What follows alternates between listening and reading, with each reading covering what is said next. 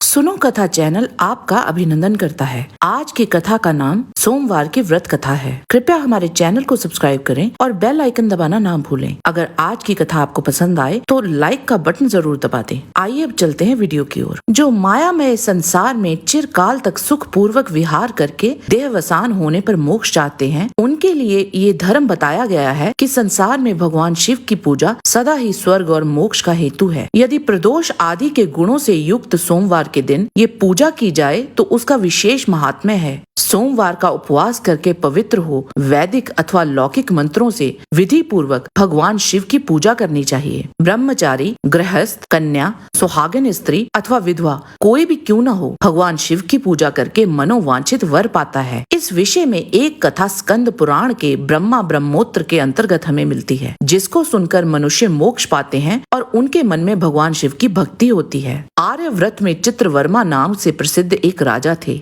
वे दुष्टों को दंड देने के लिए यमराज के समान और धर्म मर्यादाओं के रक्षक समझे जाते थे। भगवान शिव और भगवान विष्णु में उनकी बड़ी भक्ति थी। राजा चित्रवर्मा ने अनेक पुत्रों के बाद एक कन्या को प्राप्त किया था। एक दिन राजा श्रेष्ठ ब्राह्मणों को बुलाकर कन्या की जन्म कुंडली के अनुसार भावी फल पूछने लगे। उन ब्राह्मणों में से एक विद्वान ने कहा, आपकी कन्या सीमंतिनी के नाम से प्रसिद्ध होगी। ये भगवती उमा के भांति मंगलमयी, दमयंती की भांति परम सुंदरी, सरस्वती के समान सब कलाओं को जानने वाली तथा लक्ष्मी की भांति अत्यंत सद्गुणों से सुशोभित होगी। ये 10,000 वर्षों तक अपने स्वामी के साथ आनंद भोगेगी और 8 पुत्रों को जन्म देकर उत्तम सुख का उपभोग करेगी। तत्पश्चात एक दूसरे ब्राह्मण ने कहा, ये कन्या 14वें वर्ष में ही विधवा हो जाएगी। ये वचन सुनकर राजा चिंता में डूब गए। तब सभी ब्राह्मणों को विदा करके राजा ने विचार किया कि सब कुछ भाग्य के अनुसार ही तो होता है और इस बात की चिंता छोड़ दी। सीमंतनी धीरे धीरे सयानी हुई। अपनी सखी के मुख से भावी वैधव्य की बात सुनकर उसे बड़ा खेद हुआ। उसने चिंतित होकर याज्ञवल्क्य मुनि की पत्नी मैत्रेयी से पूछा, माताजी, मैं आपकी शरण में आई हूँ। आप मुझे सौभाग्य बढ़ाने वाले सत्कर्म का उपदेश दीजिए। मैत्रेयी ने कहा कि तुम शिव सहित पार्वती जी की शरण में जाओ और सोमवार को एकाग्रचित हो स्नान कर स्वच्छ वस्त्र धारण करके शिव पार्वती का पूजन करो। हर सोमवार को ऐसे ही करती रहना, जिससे तुम किसी भी बड़ी आपत्ति पड़ने पर उससे मुक्त हो जाओगी। घोर महाकलेश में पड़कर भी शिव पूजा न छोड़ना। राजकुमारी ने उनके कथनानुसार ही भगवान शिव का पूजन प्रारंभ कर दिया। कुछ समय उपरांत राजा चित्रवर्मा ने राजकुमार चंद्रागद के साथ अपनी पुत्री सीमंतनी का विवाह कर दिया। विवाह के पश्चात चंद्रागद कुछ काल तक ससुराल में ही रहे। एक दिन राजकुमार अपने मित्रों के साथ नाव पर सवार हो यमुना को पार कर रहे थे, पर वह नाव भंवर में मल्लाहों सहित ही डूब गई। डूबने वालों में कुछ मर गए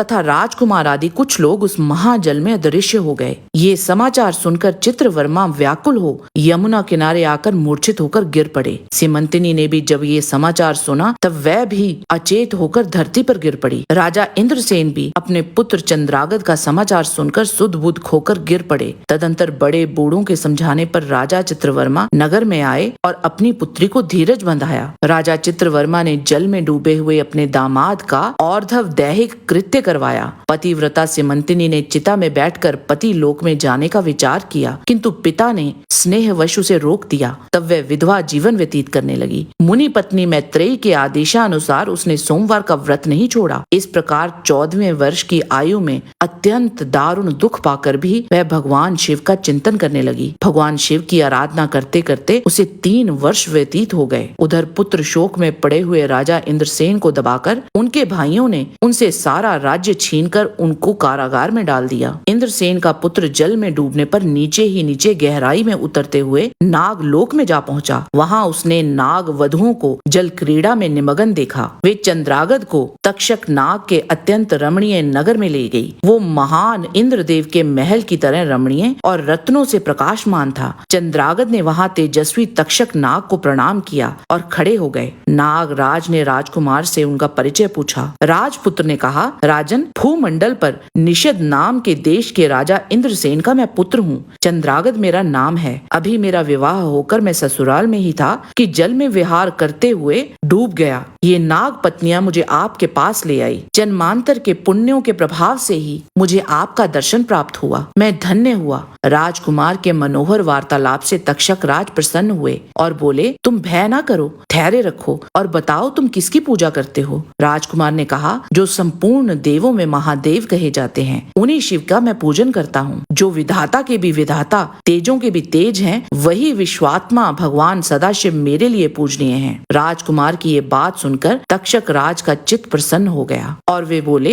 राजेंद्र नंदन, क्योंकि तुम इतनी छोटी आयु में ही शिव तत्व को जानने वालों में से हो, मैं तुम पे अति प्रसन्न हूँ। देखो, ये रतनमय लोक है, यहाँ बुढ़ापा, रोग और मृत्यु नहीं होती। तुम यथा योग्य सुखों का उपभोग करते हुए यहीं रहो। नागराज के यूं कहने पर राजकुमार ने हाथ जोड़कर कहा, राजन, मैंने समय पर विवाह किया। मेरी पत्नी उत्तम व्रत का पालन करने वाली है और शिव पूजा में विलीन रहती है। मैं अपने माता पिता का इकलौता पुत्र हूँ। वे सब लोग बहुत शोक कर रहे होंगे। आप कृपा करके मुझे उसी मनुष्य लोक में पुनः पहुंचा दीजिए। नागराज तक्षक ने कहा, ठीक है राजकुमार, तुम्हें जब भी मेरी याद आएगी मैं तुम्हारे आगे उपस्थित हो जाऊंगा। ऐसा कहकर उन्होंने राजकुमार को एक सुंदर अश्व और बहुत से आभूषण और दिव्य वस्त्र भेंट किए और उन्हें प्रेम पूर्वक विदा कर दिया। चंद्रागद उस घोड़े पर सवार हो शीघ्र ही जमुना के जल से बाहर निकल आए और उसके तट पर घूमने लगे। तभी वहाँ पतिव्रता सिमंतनी अपनी सखियों के साथ स्नान करने के लिए आई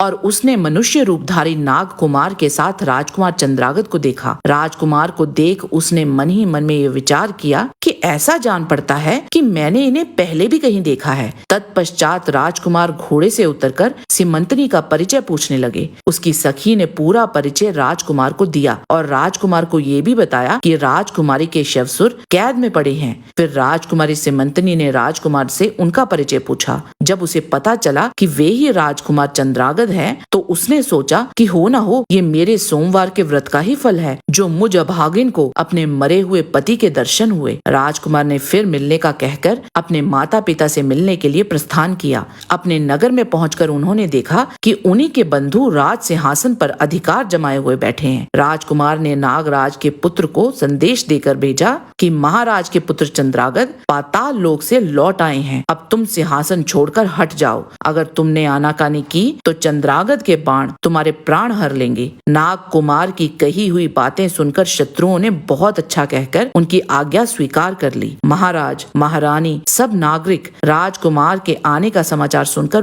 बहुत आनंदित हुए। राजकुमार ने सबको सारा वृतांत कह सुनाया। राजा इंद्रसेन ने सब सुनकर यही माना कि मेरी पुत्र वधू ने भगवान महेश्वर की आराधना करके इस अनुपम सौभाग्य का अर्जन किया है। राजा ने दूतों को भेजकर महाराज चित्रवर्मा को सारा समाचार कहला दिया। ये समाचार सुनकर महाराज आनंद से विह्वल हो उठे और अपनी पुत्री से वैधव्य के चिन्हों का परित्याग करवाया। उसे नाना प्रकार के आभूषणों से विभूषित किया और उसे चंद्रागद के साथ विदा किया। राजा इंद्रसेन ने चंद्रागद को राज सिंहासन पर बिठाया। राजा चंद्रागद ने अपनी धर्म पत्नी सीमंतनी के साथ 10,000 वर्षों तक नाना प्रकार के विषयों का उपभोग किया। उन्होंने 8 पुत्रों और एक कन्या को जन्म दिया। सीमंतनी प्रतिदिन भगवान शिव की पूजा करते हुए अपने पति के साथ सुख पूर्वक रहने लगी। उसने सोमवार के व्रत के प्रभाव से अपना खोया हुआ सौभाग्य प्राप्त कर लिया। प्रेम से बोलिए, भोले भंडारी भगवान शिव की सदा ही जय। हमें पूरी उम्मीद है कि आज की कथा आपको जरूर पसंद आई होगी। कृपया इसे लाइक और चैनल को सब्सक्राइब अवश्य करें। हम आपके आभारी होंगे। किसी भी प्रकार की त्रुटि के लिए आप सबसे क्षमा चाहते हुए आपसे निवेदन है कि प्रेम पूर्वक उस परम पिता परमात्मा को मन में धारण करें और बोले,